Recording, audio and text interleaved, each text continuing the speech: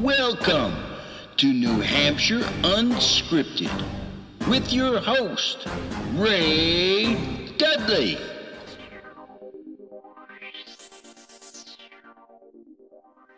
How are you, Jen? Good. How are you, Ray? I'm good. The rain stopped, so Yeah. I can get outside. Yeah. So you're available in the afternoons, eh? Well, I mean, this is kind of my lunch break, so. Oh. Well, Yeah, so but tonight I've got D&D. Tomorrow we're going to Maine for the rest of the week. So I'm free in the afternoon then. time. Did you Yeah. say D&D? Yeah, I play Dungeons and Dragons. You do. I know nothing about it, but you do, huh? Oh, it's fun. Where do you play that? So actually, I'm in 2 campaigns at the moment. One I play with a couple of theater friends that you know. We play every other Tuesday.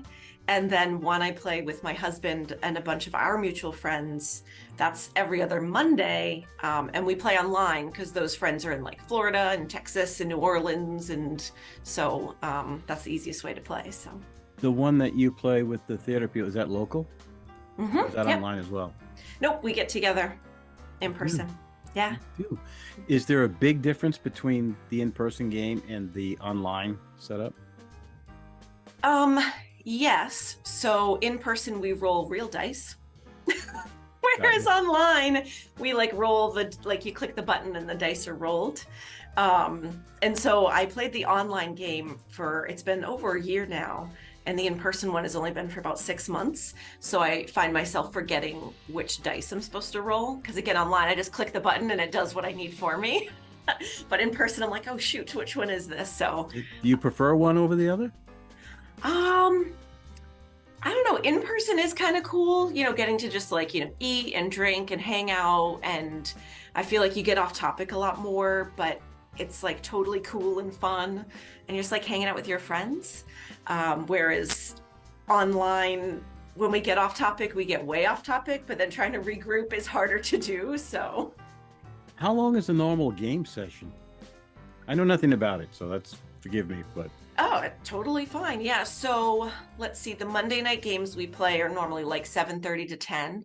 And then the Tuesday night games are normally 6:30 to 9:30, depending on what's they going can go on. 3.5 hours. Yeah.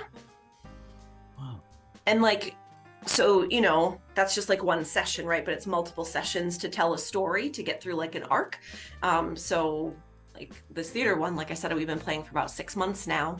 And we just finished our first arc a couple weeks ago. So we've now started on kind of the next chapter of the story. So Okay, so anybody who's listening, I'm deviating here because it interests me for a second. So I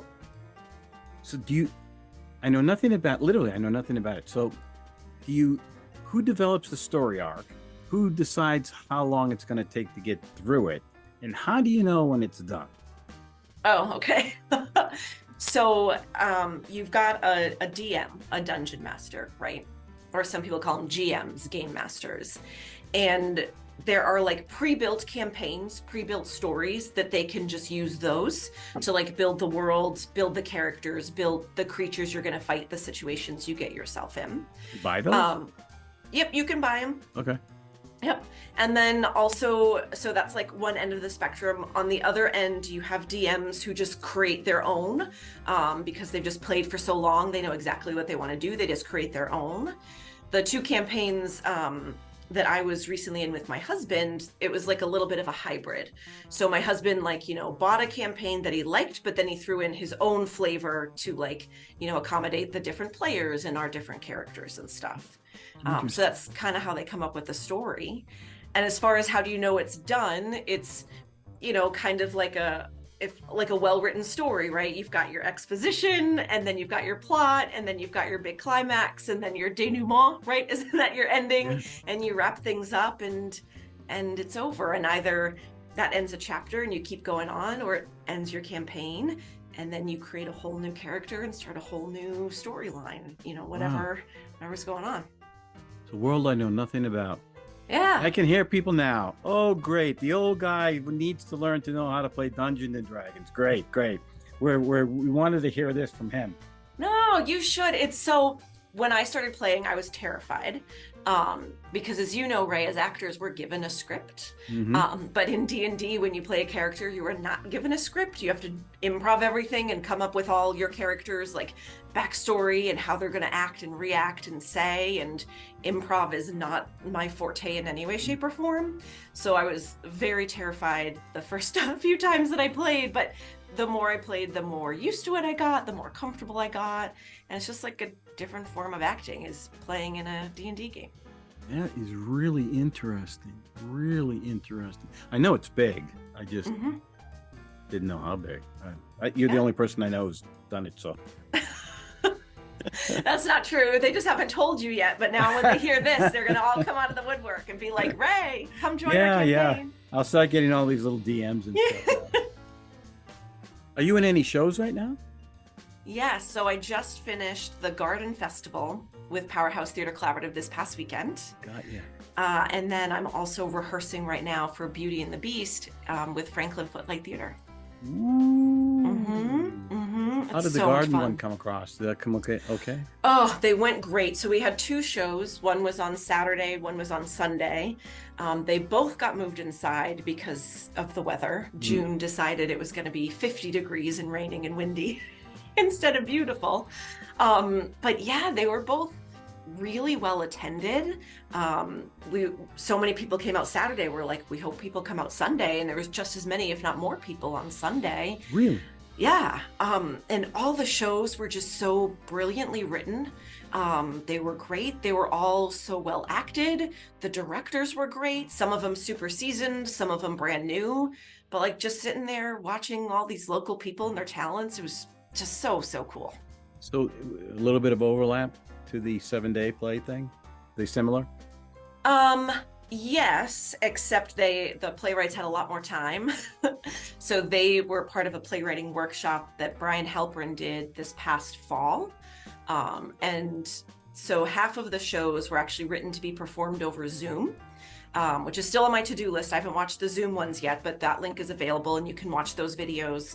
And then the other half were written to be performed basically in a park, right, in a garden. And so I think the Zoom ones had their recordings done by April, but yeah, definitely a much longer process than the 7-day play festival. For a longer period of time then, I assume?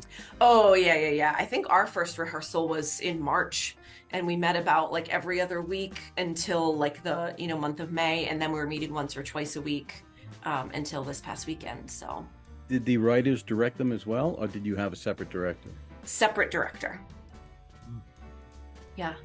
And right. Some writers went to all the rehearsals. Our writer, she wanted to be surprised, so she didn't come to any of the rehearsals. She waited until like the performance to see it. So tight wire act. Yeah, luckily she loved it. So yeah, you're not kidding. Anybody else in Beauty and the Beast that I know? Would I recognize anybody up there? Gosh, you must. Do you know Asher Clark? No. Okay, you should. He's great. Olivia Martinson? I believe I do know the name. Okay, so... Wasn't she in some of the Powerhouse stuff, right? Yeah, she was in Christmas Carol this past winter with us. Sorry, Olivia. She's brilliant, Ray. Oops. You should come out and see her. She's great. Guess I'll be editing that out. Yeah.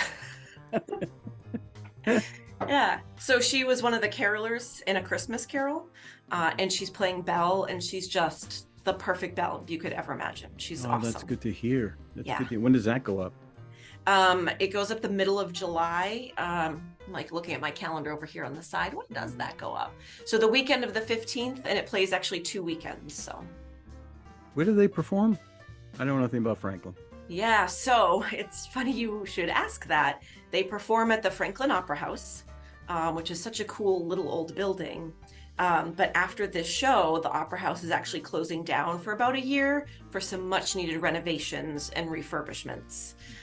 So Franklin right now is looking at different things they can do in other places, maybe smaller things, to make sure the theater company stays together, because they've been together a long time. They've got great people and doing great things while they're waiting for their, home performance space to, just get that little refresh that it needs. I'm going to assume the Opera House is on the main street there that goes through, coming from like Tilton into. Yes, it is. So basically go to downtown Franklin just before you get out of downtown, before Cumbies. It's on the right-hand side just before the library. Oh. Yeah. Oh. It's also like their town hall. So if you've ever been in their town hall, the town hall shares the space with the Opera House. God, yeah. So that's before you get to that bridge there, right? Yes. Yeah. Yep. Nice. So, Jen, Right. except for the few times we've actually bumped into each other on stage, I don't know a whole lot about you. Okay. So I like to fill in some of this. Part of the podcasts that I really like is this historical part where contemporaries can kind of find out about each other and where they come from, how they got where they are, and how they get the bug. So, are you a native to New England? To New England, yes. Yeah. Mm-hmm. How long have you been performing, and how did you get the bug? And I'm going to go from there. A couple more questions for you. Well, when I was little, I was in like the Christmas pageants at church. And that was like kind of fun, right? And then I think in elementary school, we all were in the play that the entire class had to be in, and I thought it was kind of fun. So I did a little bit in middle school, but then I remember going to see the musical that the high school did. And that musical was a high school and community musical. So it was high schoolers and little kids and adults. And the show they did was Godspell. I'd never seen the show before, never heard the music. And it was so much fun. And I remember thinking, I want to do that. And that's when I was in 8th grade. So then the next year when I got to the high school, I learned all about all the theater things they did. And I just did theater all throughout high school. Great hook, Godspell. My God. Yeah. I love Godspell. I've seen that in Boston a couple of times years ago. But man, I love that show. I saw a phenomenal performance of it in New London. This had to have been like, I don't know, 7 or 8 years ago, but it was just so good. Yeah. It just, the songs are just wonderful. Yeah. Man. So you got going high schoolish after all that bug. Were there shows that you wanted to do you haven't done yet that you are hoping to do? And what until now has been one of the best shows, the best characters you've been able to attack? So I'd say I'm starting to age out of my dream roles as a high La schooler. la la la la la. Well, I'm getting a little too old to play Sandy in Grease there, Ray, okay? Or to play Dorothy in The Wizard of Oz. So as a kid, those were like my dream roles. That's what I wanted to do. But that's why I just dress up as Dorothy for Halloween now, and it's fine. Me too. Yeah. So like now I don't necessarily know that I have any bucket list roles that I really want to play. I just know, if I see multiple shows are going at the same time and I'm trying to determine what one will I audition for, part of it is, is this a show that makes sense for me and what I can do on stage? And part of it is just, does this sound like a show I want to spend 10 to 12 weeks working on? And so that's kind of what, for me, like kind of chooses what shows I want to do. And I don't really have a bucket list like many people do. Yeah. So you don't actually have a home group, do you? Because I've been with you at the Winnie, and we've been down at the Hat Box, and you're over at Franklin. So are you comfortable? Would you prefer a home group, or do you enjoy just going from group to group? I like it both, which is really very contradictory, right? Franklin used to be my home group. I started there in 2007 and was with them strictly for like about 7 or 8 years. And then life happened, and I had to take a break. And then these other opportunities at other playhouses opened up. I did a couple things at the Little Church Theater, which I think I just saw someone posting about the other day about how much they missed the Little Church Theater. Yeah, it's gone. I mean, well, it's not gone. It's an apartment or something, right? It's a condo. Yeah. But so, and then that was kind of cool. And I met some new people and I thought, okay, this is not as scary. I can get out of my comfort zone. And then that's what brought me to the Winnie P. And then I did some stuff in Concord, and that's how I got to work with Brian. So I'm doing a lot of stuff with Powerhouse now. Can't beat that 7-minute commute from my house to the theater. I'll bet. I know. Yeah. Everything's a travel for me. Nothing's local, but Yeah. I'm gonna do. Yeah. When did Aaron contact you for the 7-day play? Oh gosh, sometime in the fall, I think. Yeah, it had to have been sometime in the fall because it's been in the calendar for forever and a day that this is the week. This is nothing planned this week, Jen. This is what you're doing. So Yeah. Real quickly, how do you think it went? it was amazing. I really think it went so well. Getting to see all the shows, I was so impressed with the writing, with the scripts, with the acting and directing, and all that was able to be accomplished in that tiny little period, right? Like it looked like we'd been rehearsing for like, a couple months, and it looked like that those shows had been written and edited and, really truly finalized, not just oh my gosh, 24 hours throwing it together. I was really, really impressed. Yeah, I think that's a real testimony. I'm glad you said that, because I think it's a real testimony to the caliber that had been involved. I've said it to other people. It could have gone off the tracks at a lot of spots along the way. Oh, yeah. And I agree with you. I think to see what could be churned out in 7 days was just amazing. Yeah. I mean, yeah, I'm with you. A lot of it was polished. I mean, they didn't have big sets, thankfully, I think. Can you imagine building a set? No, I know. But, in this case, minimalism worked. And it was just, it allowed the audience, their imagination, to float them out there, take in what was happening. And there were so many different types of things going on. It really, the ride, I think, for the audience was just amazing.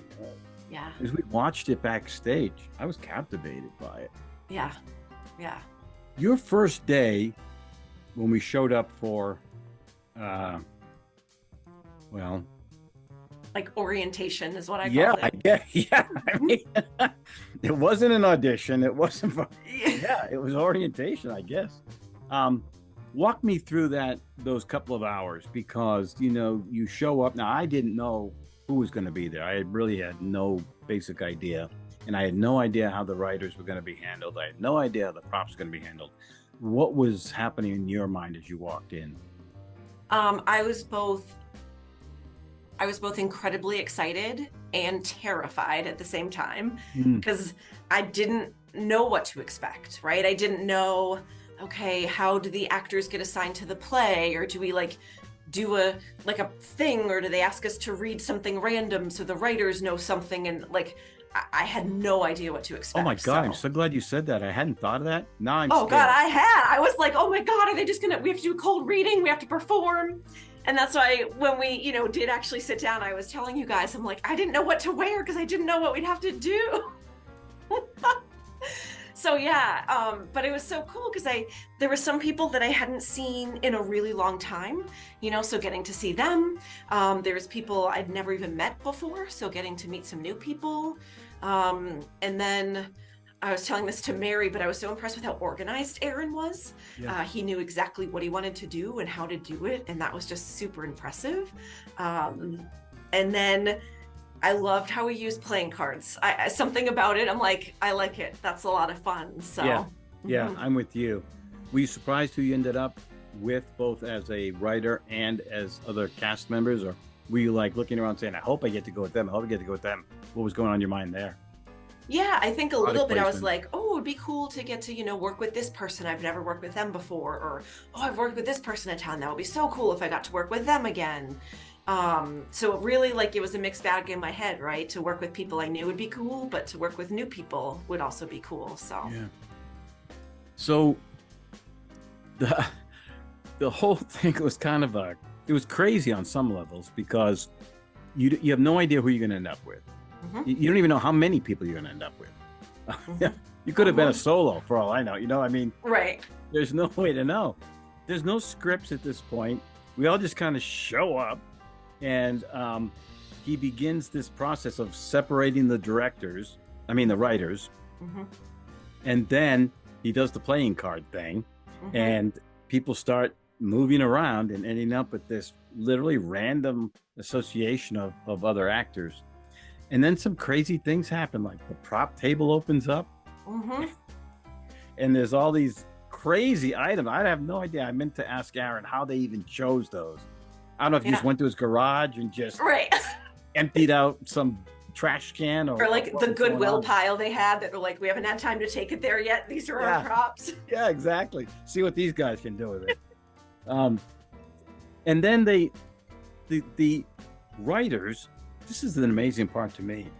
They go back, they interview people, they know what their prop is, and they got to go leave and create something from nothing. Mm-hmm. Peter, in our case, asked some really interesting questions. I don't know if you regret answering any of them. I don't, but well, and maybe I'm jumping ahead, but I'm glad we were able to ask him afterwards, how did you come up with these ideas? And he's like, oh, when you said that, and you said that, and you said that. And I was like, oh, okay. Yes, he nailed us. I was so, he put the blame back on us. I'm all this time blaming him for having this crazy dream, this LSD trip that we're about to go perform. Yeah, and it was all our fault. Yeah. He literally said, well, you said, and you said, who would have thunk? Now, I don't know if the other actors actually, I should have asked some of the other ones if that happened in their case as well. But Peter was very specific. I mean, and the funny thing about him was, he leaves us and he's like upbeat and he's got all these, he seems smiling, he's got all these, and then he hands happy. off. We were laughing, joking. It was such a great, joyful time. And I'm like, oh man, this is going to be a great comedy. Like that's like, I didn't say the word comedy, but that's what I'm thinking. Like, after I left, and then you get to read the script. Yeah. And I got it just before I was heading off to a rehearsal. So I didn't get to really sit down and digest it. It was just a real quick, see what you're doing to get ready for tomorrow. And I was like, oh my God, I should have just waited. I got to go to rehearsal. I can't digest this. This is very unexpected. A little bit deeper than what I was expecting, Yeah. Bless his heart, though. I mean, the thing I liked about it, and I'm not saying this is not a negative for any other group, I don't think it is, was that he really challenged us as actors. Yeah. Mm-hmm. I mean, when I looked at that, I thought, where do we even go with this? How is this even? It's just, there were so many I know I'm on a podcast and I'm not speaking here, but my mind is spinning. There were so many things that were not typical that I'm wondering, wait, how does that work? What does that mean? How are we going to pull that off? Like the birth, and the depression and the circle. Oh my God. So I don't know. Oh, thank God we have Brian. I mean, I think a couple of other people could have pulled it off, maybe Kelsey. But thank God we have Brian. Yeah. And I remember, again, I just real quick read through it. I remember thinking, oh my God, I don't understand this. Oh my God, am I dumb? What are they going to say tomorrow when I show up to rehearsal? And I have no idea what the play is about. And then you find out you're playing some forest fairy cat thing that I'm like, where did that come from? What in the world is this supposed to represent? Yeah. But it all worked. Yeah. He saw that in his mind.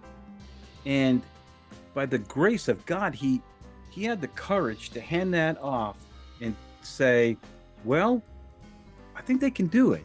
Yeah. He really trusted us with this very different idea to be able to give it life to his vision. And yeah, I mean, for people who haven't seen it or didn't see it, I shouldn't say haven't seen it, but didn't, it was a very ethereal, representational kind of a play that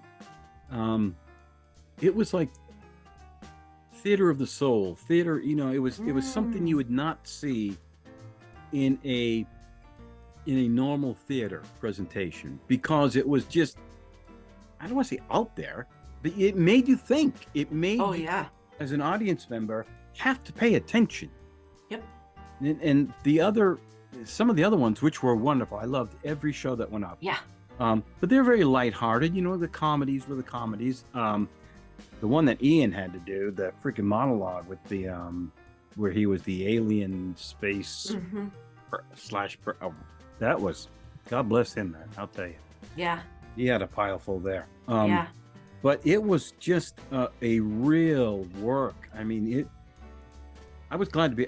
Maybe that's why I really was glad to do it after I was done, because it made us work. So many times you get a light role and you kind of walk through it, and Yeah. But when I read Peter's, actually, I was a little bit nervous too. And even with Brian, I thought, how do you stage this thing? It was not easy. There's a hat. You give birth to the hat, and then the hat's the baby, and then a toy. Yeah. Yeah. There's a dancing fox on stage. I don't know. So when you saw your character, did you have any reservations about, did you do any research? I had no idea what the name meant, first of all. No. So, and again, because I read it real quick and I was off to a rehearsal. So it wasn't until we sat down Monday that I'm like, I should Google if Kumalisa is a real thing. It's the first chance I actually had to do any kind of research at all. And here's my ignorance. I thought he made it up. I thought I did too. And it never really crossed my mind, Jen, you should Google this, until we got to rehearsal. And then I was like, ooh, maybe this is a real thing and I should kind of know what the heck I'm doing out there. So yeah.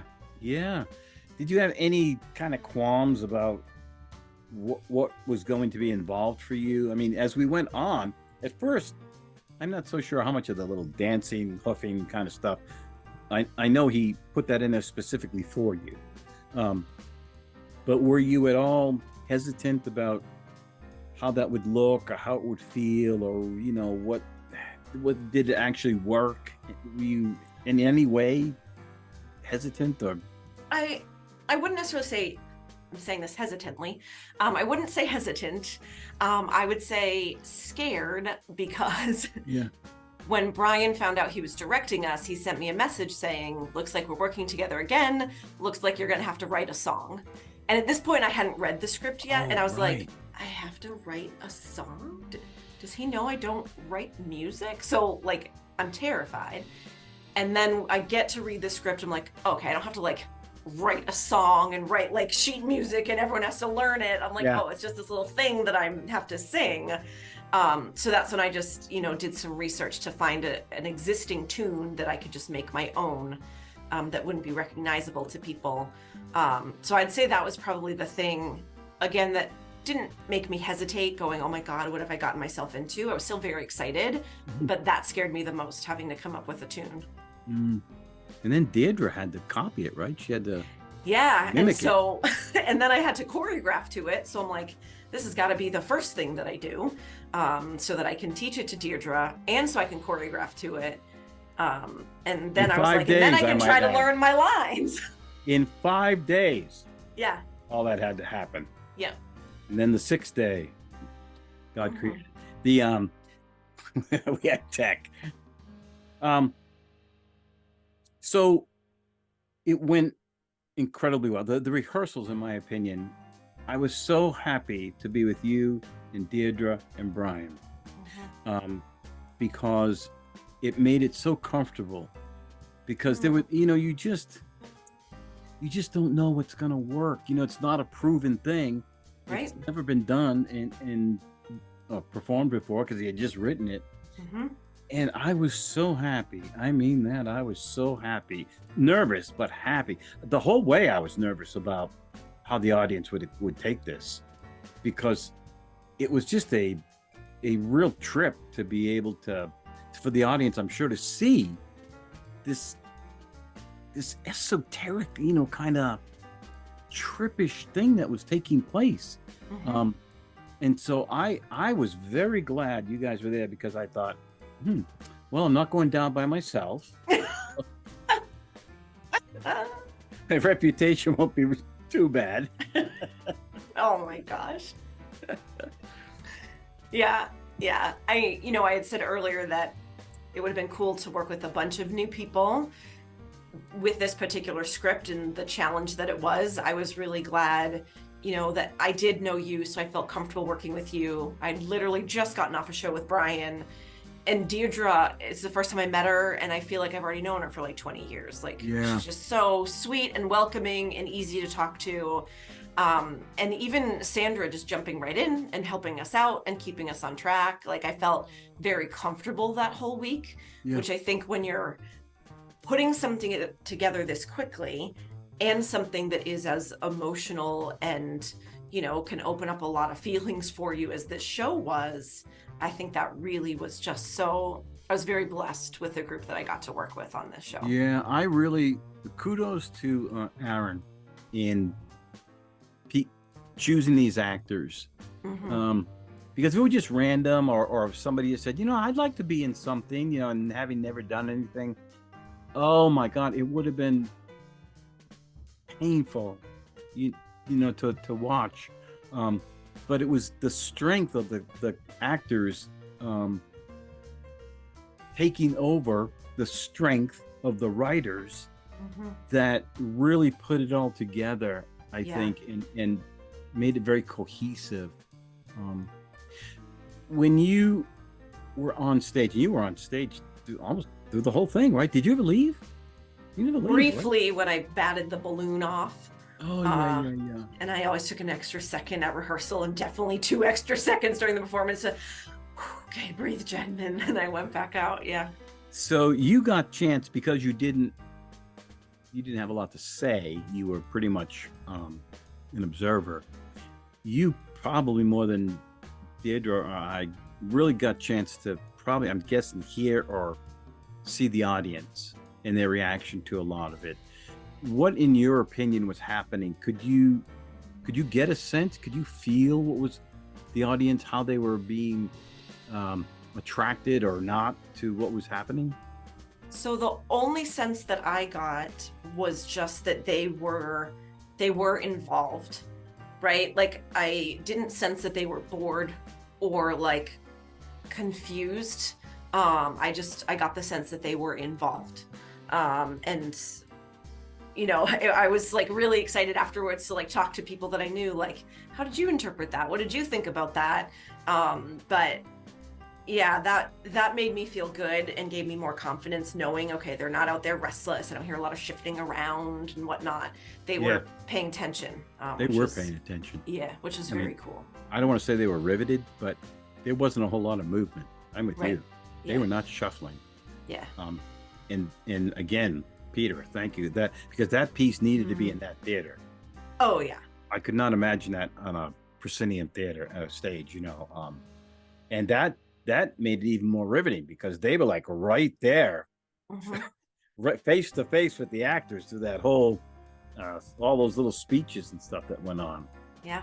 So you mentioned that you were hoping, I think, that some of your friends or family or someone, you were speaking to them afterwards. What was their reception to it? How did they feel about the show?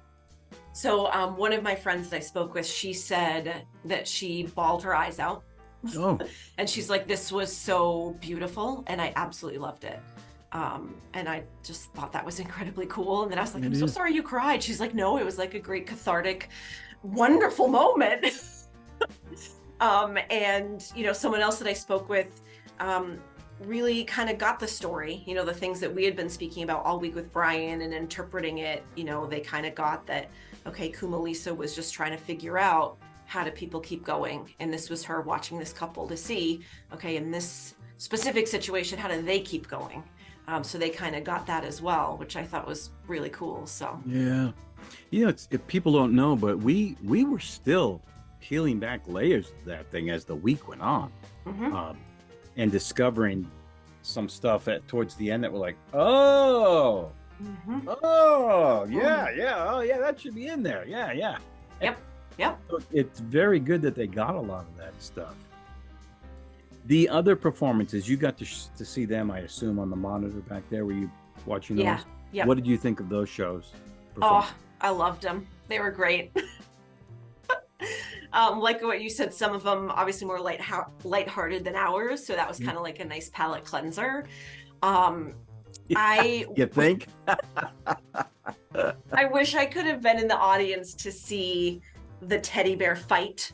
Like I could see it on the monitor, but I wish I could have been like up close just to see him fighting with the teddy bear and throwing the cigarettes around, and the actress when she would just pick up and carry around the teddy bear. It was great. It was wonderful to watch it. I'm so glad you started with that one. Yeah. And then with the and of course I forget the names, which is awful, but the alien robot one, which is what I refer to in my head. Yeah. I thought that one was just so cool, very touching, made you think, had these small little moments of humor in it as well. I loved the concept. I thought it was very cool. And it was one of those, I wish I could have seen the actors' faces. Right in the monitor, they're just like little blurs up there. I'm like, I want to see, what these people are doing right now. I want to see what their faces are doing, because I bet that was just added that extra layer to it that the audience got that I didn't get. So that one caught me off guard. I knew that Gary had written that, and I was not expecting it. I just always picture Gary Locke as this gregarious, kind of out there. But it was out there. I wasn't expecting it. It was and much more somber than what I was expecting. Yeah. And then of course there was the final comedy written by Carrie L. Yeah, was not expecting that from Carrie L. That girl. But, and so I've worked with Ryan a lot. I know him from Franklin, and I've done a lot with Ryan. And that was the perfect role for him. And Carrie L knows him too, so I'm sure she was like, oh yeah, I know what Ryan can do. And like, good Lord, it was hilarious. It was hilarious. So funny. And there's just enough secret in there, for the audience to catch on and take the ride that wave, that it was hilarious. Yeah. Kudos, Carrie L. Kudos. Oh yeah. So overall, did you do the feedback to Aaron? I did, yeah. You did. Have you heard anything about it? I haven't heard anything on any of the feedback. Have you? No, I haven't heard anything at all. Are there things that you wish you either had more time to have done, or would have changed, or, I mean, you were in the play you were in, you didn't have much choice there, but watching them, were you like, dang. Rather than be a fox dancing on a stage, I would have liked to have been carrying that teddy bear, Anything going on there? I mean, no, because Peter wrote the show for us. And, if I was in a different show, that show would have been different than the shows that we saw, right? That's any type of show you see, the same show, but with different actors in it. It's always different. Obviously, like more rehearsal time would have been better. Maybe I wouldn't have been so terrified at the performance, but I think it's perfect the way it is, because if you had more, it's like, then it kind of loses, the 7-day play festival and the excitement and the whirlwind that those 7 days are. So honestly, I don't think I would change anything. I did talk to one or two of the people who were like, they would rehearse after us, and that time slot for them got to be a bit much, because they were always getting home late. Yeah. I don't know if Aaron has thought about that or what came up in the feedback, but maybe if they could rotate those a bit so that people weren't always right. You could share who gets home late or whatnot. Yeah. I think that's probably the only thing. 7 days I was hitting my limit. I mean, we're used to like 8 weeks, 12 weeks, but sure. But it's only like 2 to 3 days, and then it was basically a production week. Except you literally put together the whole production instead of preparing for 8 weeks and then getting to a production week. Yeah, it was just jammed into this 1 week, and it was plenty. I mean, it was on the top. It was plenty for me. Would you ever want to have written or directed now that you're looking at how it went? I mean, well, no, I cannot write to save my soul, right? I need someone to give me the script. So no writing, off the table for this girl. I mean, I think directing would be cool. I've directed before and have fun. I don't know. if that would be more or less stressful, right? Because I'm Yeah. always stress directing. And I was actually chatting with someone this weekend over the garden plays about when you're the director and then you sit in the audience and watch the show, like the show, I always get so incredibly nervous, much more nervous than I normally am on the stage. The 7-Day Play Festival may have been the exception, but because it's like I have no control. If something happens, something goes wrong, something whatever, it's all up to them, right? Whereas when I'm an actor, if something goes wrong, I've got a way to fix it normally. Yeah. I think that's what makes me so nervous as a director. So I don't know. Maybe I just want the terrible fear of being an actor instead of a director. I used to have a friend who directed a lot of our shows in college, and he would never watch them. He paced back and forth the whole show, never looking, just pacing. He'd listen to the audience, but he would never watch. He couldn't watch. He couldn't stand it. Yeah. I guess that's because they hand it off to people like me, and they're like, I mean, really, Ray. If I was directing you, I would also be pacing.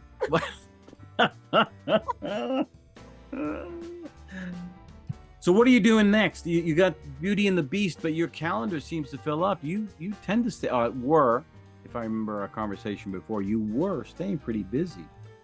Is that something you're looking forward to doing again, or did you now adapt it to the big break? Yeah. So pre-COVID, yes, I think was always doing like 2, 3, 4 shows at a time and never had a break in between.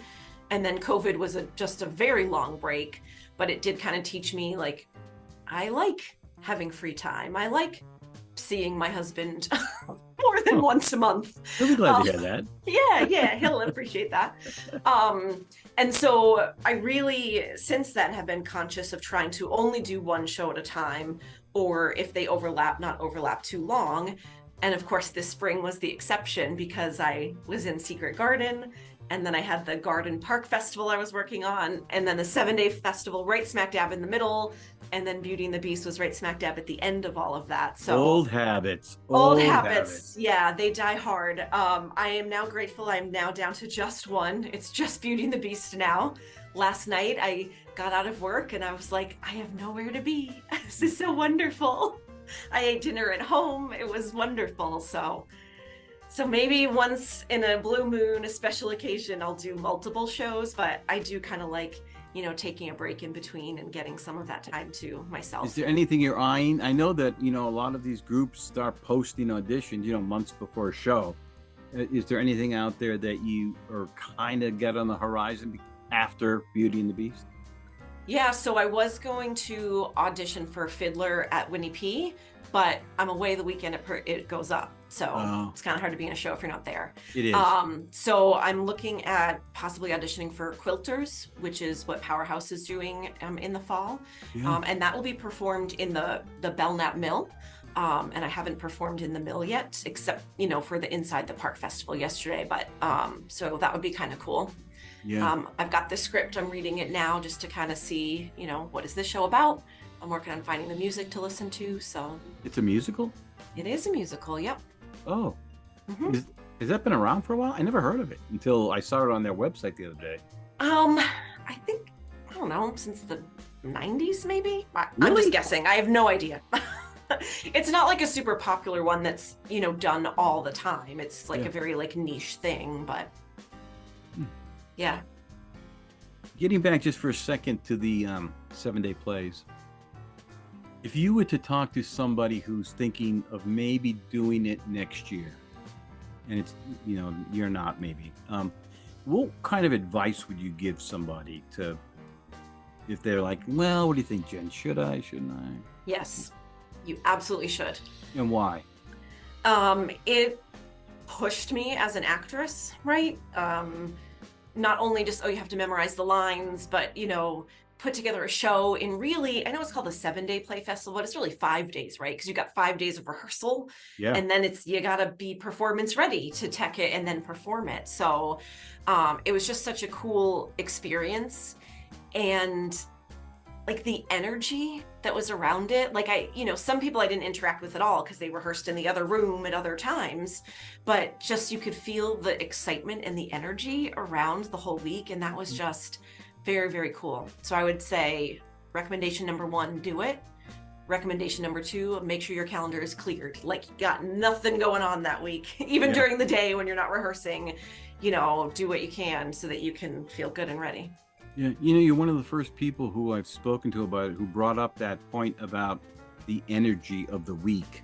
And I think I didn't pay much attention to it, but it was definitely noticeable. I don't know why I never picked up on it, as a tangible thing, but I agree with you. I think the sense of immediacy or urgency added with the adrenaline, just really did have this sort of buzz about it that as it pushed you forward. I mean, there was no slacking. There was no time you could not be aware of what was coming up. Because that clock was ticking. Yeah. And it just pushed you forward. Yep. And each rehearsal had to be the best it could be at that point because there was no going back. You didn't have like 8 weeks to sit on this thing. Right. So I agree with you. It's an interesting observation that there was that electricity about it for that week. And I think it did make a huge difference. I think it brought up the game of a lot of people. Yeah. And it was just so cool too, because again, the only people I really interacted with until the day of the show was just you guys in our own little bubble, because then we were leaving because another group had to come in and they had to take advantage of every moment they had to rehearse, right? Yeah. But when we were there, the last tech was done, we were all just chilling, eating pizza, chatting, getting ready.